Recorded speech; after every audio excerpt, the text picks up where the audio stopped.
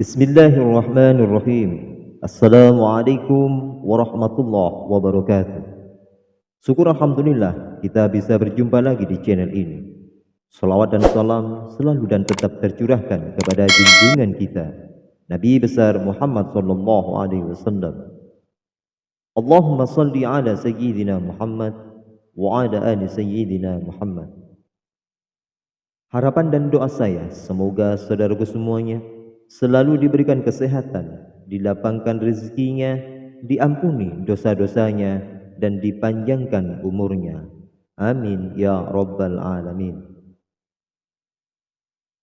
Sahabat beriman yang dirahmati Allah, mungkin kita semuanya pernah bertanya kepada diri sendiri, mengapa hidup kita serba susah? Rezeki terasa sangat jauh. Kesusahan demi kesusahan datang silih berganti, seolah hidup ini tidak berpihak kepada kita. Sedangkan kalau kita memandang orang lain, seolah hidupnya mudah, rezekinya terlihat lancar, hidupnya pun terlihat bahagia. Lalu muncullah rasa iri yang dibarengi dengan pemikiran negatif, sehingga kita memandang curiga kepada orang lain tersebut. Jangan-jangan uang yang dihasilkan dari hasil korupsi. Jangan-jangan dia dapat uang dari hasil menipu orang lain. Atau jangan-jangan dia malah bersekutu dengan jin pesugihan dan masih banyak yang lainnya. Hilangkan sifat iri dalam diri. Dan mari sama-sama kita mengoreksi diri masing-masing. Apakah kesusahan demi kesusahan yang datang kepada kita, termasuk kurang lancar rezeki yang datang kepada kita, karena ulah kita sendiri? Padahal kita tahu Allah subhanahu wa ta'ala tidak akan menganiaya hambanya. Allah subhanahu wa ta'ala senantiasa mempermudah jalan hambanya. Tapi kenapa masih saja seolah rezeki sulit datang kepada kita? Sahabat beriman yang dirahmati Allah, perhatikan 9 hal yang akan kami sampaikan. Siapa tahu masing-masing dari kita masih ada yang melakukan hal-hal berikut ini. 1. Apakah kita masih melakukan kemusyrikan atau berbuat syirik meski hanya dalam hati? Yang dimaksud syirik adalah menyekutukan Allah subhanahu wa ta'ala dengan sesuatu, bisa benda, tempat, manusia, dan lain sebagainya.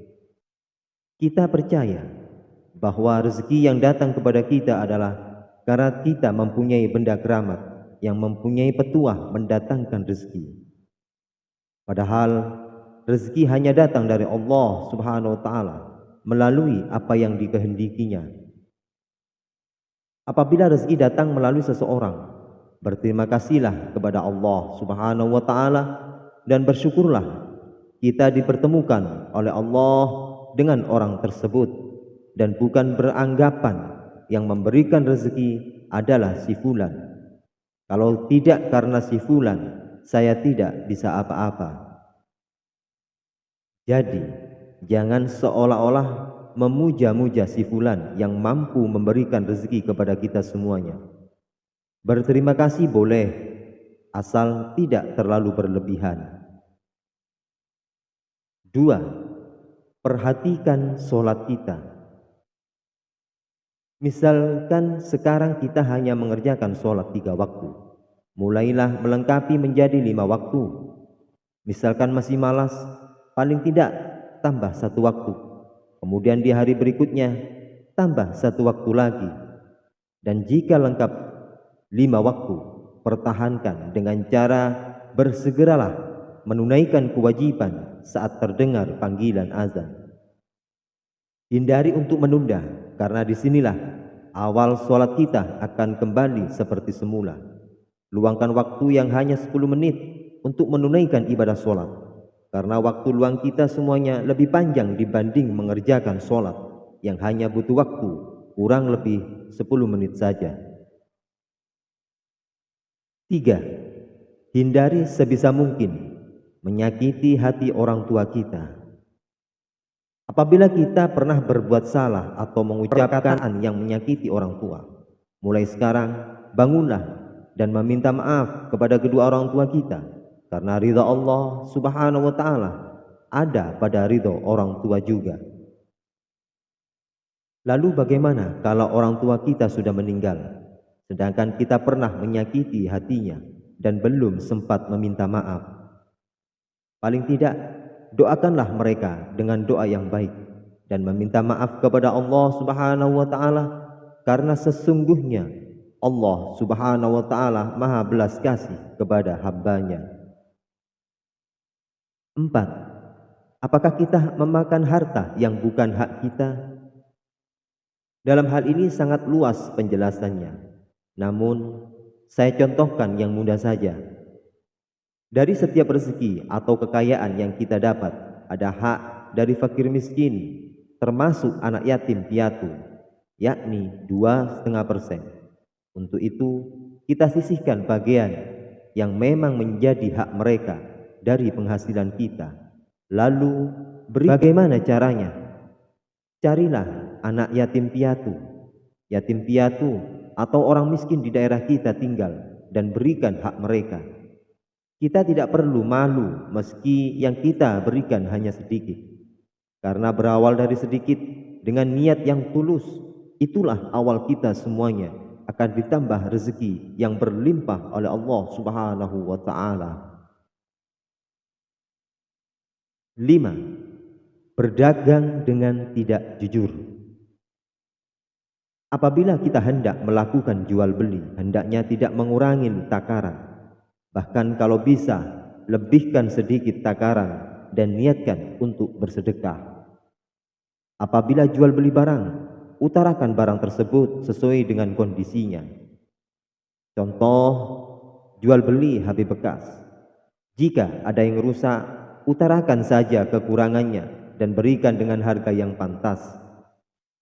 Ada yang bilang jujur akan hancur, tapi perlu diketahui, mungkin kita akan menerima lebih sedikit daripada yang tidak jujur. Tapi yakinlah, kita akan mendapatkan lebih besar di kemudian hari.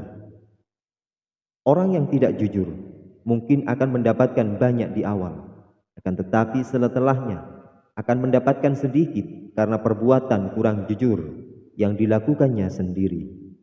Untuk itu, saran kepada kita semuanya, jika sifat ini masih ada pada kita semuanya, mulailah sedikit demi sedikit kita hilangkan, karena Allah Subhanahu wa Ta'ala Maha mengetahui apa yang kita lakukan. 6. Apabila kita semua sudah berumah tangga, hindari untuk menyanyiakan atau menyakiti anak maupun pasangan hidupnya.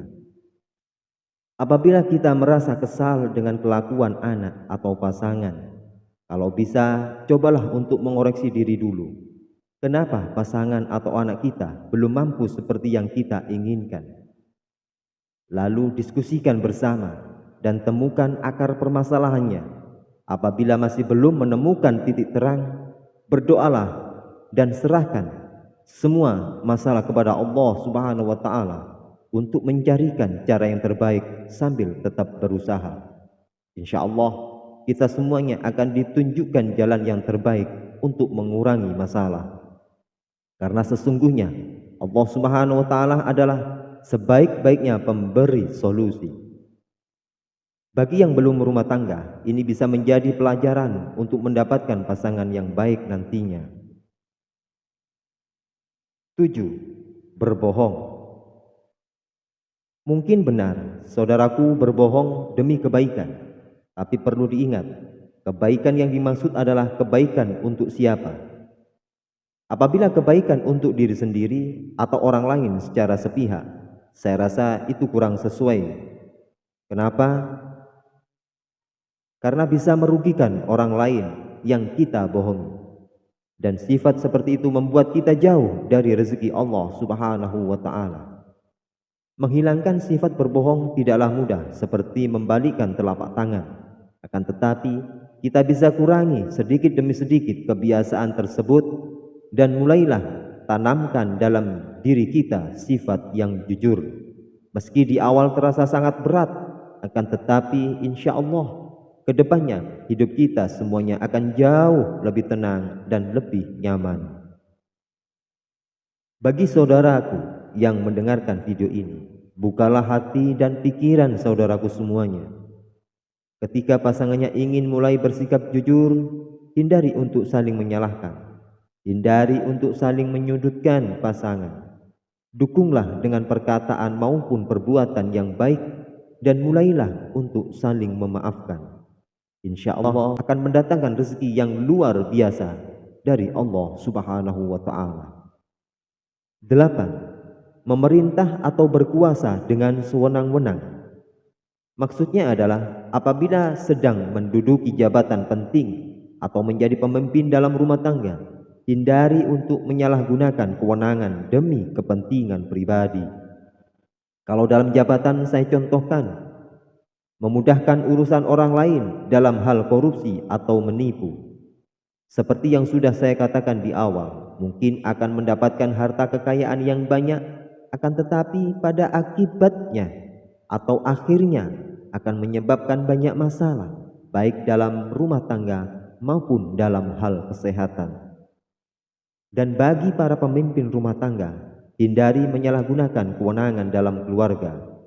Misalnya adalah menjadi pasangan atau anak layaknya pembantu rumah tangga. Perlu diketahui, pasangan maupun anak adalah partner dalam mengarungi samudera kehidupan. Untuk itu, libatkanlah mereka dalam memberikan pendapat selama pendapat itu baik dan tidak merugikan orang lain. 9. Pelit dalam mengeluarkan zakat atau bersedekah. Sifat ini bisa memicu kerezekian kita semakin menjadi sulit. Dalam hal ini, saya mengatakan hukum alam itu berlaku. Maksudnya adalah apabila kita mempersulit mengeluarkan sedekah yang menjadi hak mereka, maka Allah Subhanahu wa Ta'ala pun akan mempersulit rezeki yang akan datang kepada kita. Mungkin ada yang bertanya, katanya Allah Subhanahu wa Ta'ala sangat luas memberikan rezeki. Kenapa kita dipersulit untuk mendapatkan rezekinya? Sebelum bertanya seperti itu, saya minta untuk tanyakan pada diri saudara semuanya. Karena Allah Subhanahu wa Ta'ala berdasarkan prasangka dari hambanya, jika hambanya mempermudah urusan orang lain dalam hal kebaikan, insya Allah Subhanahu wa Ta'ala pun akan mempermudah hambanya keluar dari segala kesulitan. Ada pepatah yang mengatakan, apa yang kita tanam, itulah yang akan kita tuai. Sahabat beriman yang dirahmati Allah, itulah 9 penyebab utama kenapa seolah rezeki kita sangat sulit datang kepada kita. Untuk itu, bagi saudaraku semuanya yang mendengarkan video ini, mulai sekarang dan seterusnya, hindari dan tinggalkan sebisa mungkin hal tersebut, dan mulailah menambahkan kebaikan untuk menunaikan kebaikan pula. Semoga kita selalu dalam lindungan Allah Subhanahu wa Ta'ala. Jazakumullahu khairan katsira. Assalamualaikum warahmatullahi wabarakatuh.